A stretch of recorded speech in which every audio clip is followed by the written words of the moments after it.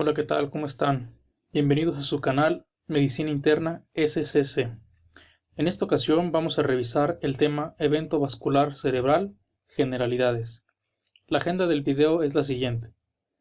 Definición de evento vascular cerebral y ataque isquémico transitorio. Epidemiología. Clasificación y etiología. Evaluación inicial. Escalas y scores. Comencemos.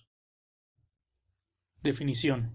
Se define evento vascular cerebral como un síndrome neurológico de aparición súbita causado por isquemia o hemorragia dentro del sistema nervioso central. Ataque isquémico transitorio se define como un episodio transitorio de disfunción neurológica focal del cerebro, médula espinal o de la retina sin evidencia de infarto agudo. Debe tener ciertas características: una resolución en menos de una hora y un estudio de neuroimagen sin evidencia de infarto agudo ni signos tempranos de infarto. Clasificación y etiología del evento vascular cerebral. Se va a clasificar en dos grandes grupos: el isquémico, que constituye el 80% del total, y el hemorrágico, que constituye el 20% del total. El isquémico, a su vez, se va a clasificar en trombosis, embolia, hipopresión sistémica y trastornos sanguíneos. El hemorrágico se va a clasificar en hemorragia intracraneal y hemorragia subaracnoidea. El isquémico por trombosis va a ser definido como una obstrucción local in situ de una arteria y puede deberse a aterosclerosis, disección o displasia fibromuscular. Se va a clasificar a su vez en enfermedad de grandes vasos y de pequeños vasos. El de grandes vasos, a su vez, en extracraneales e intracraneales. Los extracraneales, su etiología va a ser, la más frecuente, aterosclerosis. Después, disección, arteritis de Takayasu, arteritis de células gigantes o displasia fibromuscular. El intracraneal, la causa más frecuente, aterosclerosis, seguido de disección, arteritis vasculitis, vasculopatía no inflamatoria, síndrome de Moya-Moya y vasoconstricción. El de pequeños vasos puede deberse a lipohialinosis, que es la acumulación de lípidos hialinos distalmente secundaria a hipertensión y degeneración fibrinoide. Y la otra es por formación de ateroma en su origen o en la arteria de origen. Embolia. Van a ser partículas de escombro que se originan en otros lugares que bloquean el acceso arterial a una región cerebral en particular.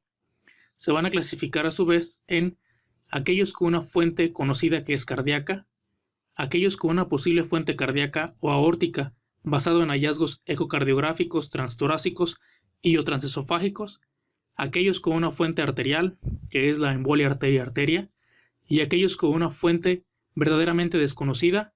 En las pruebas de fuentes embólicas son negativas.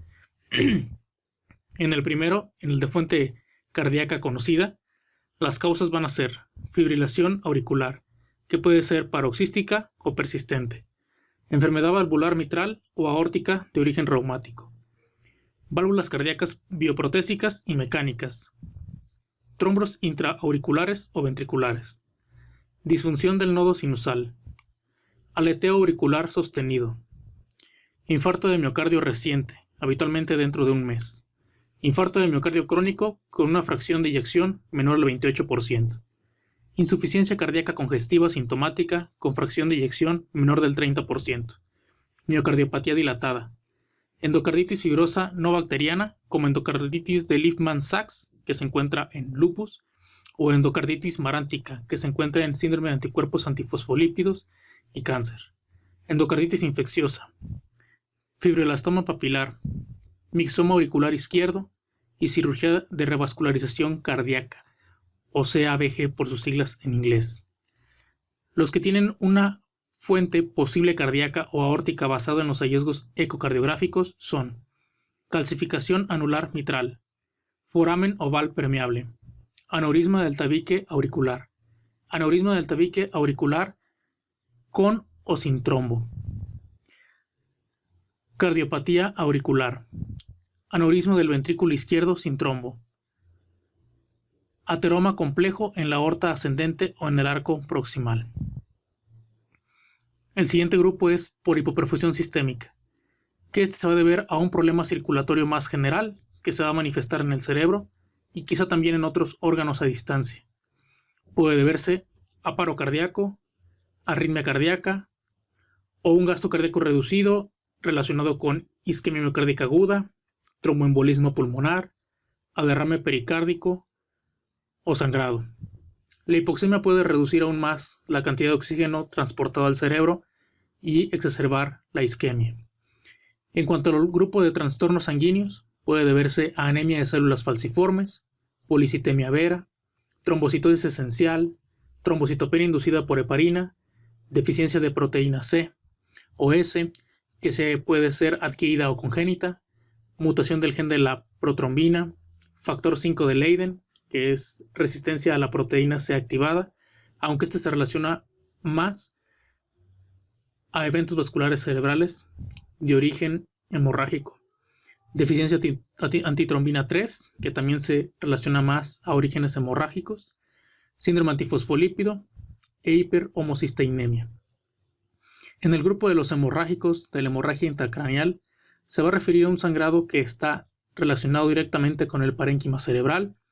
Generalmente va a derivar de arteriolas o arterias pequeñas, van a formar un hematoma localizado que se va a propagar o extender a lo largo de las vías de la materia blanca. Las causas comunes de este tipo de hemorragia son la causada por hipertensión arterial, trauma, diátesis hemorrágicas, angiopatía amiloide, drogas, en especial anfetaminas y cocaína, y malformaciones vasculares. Las poco frecuentes son sangrados de origen tumoral, ruptura neuroesmática y vasculitis. En el grupo de hemorragia subaracnoidea se va a referir al sangrado en el líquido cefalorraquídeo dentro del espejo subaracnoideo que rodea el cerebro. Se clasifica en sintomática cuando se asocia con deterioro neurológico que conduce a un aumento en el puntaje de Niche de más de 4 puntos, algo que conduce a la muerte dentro de un plazo de 36 horas. Las causas comunes son ruptura de aneurismas arteriales que se encuentran en la base del cerebro y el sangrado de malformaciones vasculares que se encuentran cerca de la superficie piel. Evaluación inicial. Lo primero es ver circulación, vía aérea y la respiración. Cuando se haya estabilizado al paciente en estos 3 rubros, se puede proseguir a lo siguiente: historia clínica. Vamos a investigar cuándo fue el inicio de los síntomas, ya que este va a ser nuestro periodo inicial y de aquí va a depender en qué momento se hace la trombólisis o si se encuentra o no en ventana. Se va a tomar en cuenta desde que presentó los síntomas el paciente y si nadie lo corroboró desde la última vez que se vio sano o sin focalidad neurológica. Se van a investigar alergias, sus comorbilidades y se realizará un checklist sobre contraindicaciones para trombólisis. Debemos de excluir inmediatamente los stroke mimics, como podrían ser hipoglicemia, crisis convulsivas, síncope, migraña o estados hiperglucémicos. Posteriormente vamos a pasar a la exploración física, general y neurológica. Vamos a tratar de llegar a un diagnóstico topográfico. Vamos a calcularle una escala de Niche inicial, la cual consta de 11 ítems y que da puntajes de 0 a 42. De esta forma podremos clasificar a nuestro evento vascular cerebral en 3 grados. Leve, cuando tiene 5 puntos o menos; moderado, de 6 a 9 puntos; y severo, más de 10 puntos. Se le van a realizar paraclínicos como son glucosa capilar o en suero antes de trombolizar. Es el único requisito que piden las guías para poder trombolizar a un paciente, además de descartar que el evento vascular cerebral no sea de origen hemorrágico. Se le va a solicitar una gasometría arterial o una oximetría de pulso. El objetivo es mantener una saturación de oxígeno mayor a 94%. Se le tiene que realizar neuroimagen, de preferencia y por su rapidez, tomografía craneal sin contraste o simple, que debe de realizarse en el plazo más corto posible. Algunas series mencionan que puede ser en menos de 30 minutos, otros incluso en menos de 12 a 10 minutos para mejorar el pronóstico de este paciente. Otros estudios que se le deben de realizar, sobre todo para buscar causas secundarias, una biometría hemática, un electrocardiograma, tiempos de coagulación y enzimas cardíacas como la troponina. Lo siguiente a preguntarnos es si este paciente es candidato a trombólisis, si se encuentra en ventana o no. Esto lo vamos a hacer con la checklist revisada anteriormente y el inicio de los síntomas o la última vez que se vio bien al paciente. Si es candidato, se realiza trombólisis. Si no lo es, podría ser candidato a otras opciones. Se le van a dar cuidados postrombolíticos. Lo adecuado sería en una unidad de cuidados intensivos neurológicos. Y posteriormente, después de una vigilancia adecuada, de identificar la etiología de este paciente y darle tratamiento dirigido y modificar factores de riesgo, se daría de alta. En cuanto a escalas y scores, en evento vascular cerebral vamos a tener diferentes dependiendo del contexto de nuestro paciente. Por ejemplo, si es un paciente que tuvo un ataque isquémico transitorio, deberíamos de calcular la escala ABCD2, el cual nos va a dar un riesgo de evento vascular cerebral en el contexto de ataque isquémico transitorio.